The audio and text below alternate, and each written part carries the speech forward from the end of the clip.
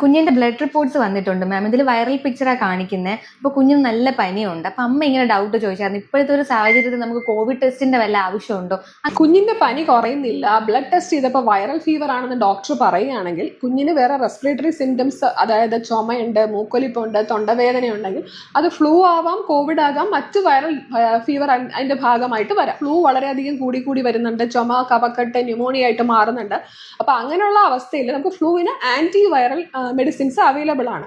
അപ്പോൾ കോവിഡ് ആണോ എന്ന് അറിയണമെങ്കിൽ തീർച്ചയായിട്ടും കോവിഡിന്റെ ടെസ്റ്റ് ചെയ്താൽ മാത്രമേ കണ്ടുപിടിക്കാൻ സാധിക്കുകയുള്ളൂ. പനിയുടെ മരുന്ന് കൊടുക്കുന്നു, മെഡിസിൻസ് എല്ലാം കണ്ടിന്യൂ ചെയ്യുന്നു, എന്നിട്ടും കുഞ്ഞ് അസ്വസ്ഥനാണ് അല്ലെങ്കിൽ അസുഖം മാറാൻ നിൽക്കുകയാണെങ്കിൽ ഇപ്പോഴത്തെ സാഹചര്യത്തിൽ ഡോക്ടർ നിർദ്ദേശിക്കുകയാണ്, പേരൻസ് വില്ലിംഗ് ആണെങ്കിൽ തീർച്ചയായിട്ടും ചെയ്ത് നോക്കാവുന്നതാണ്.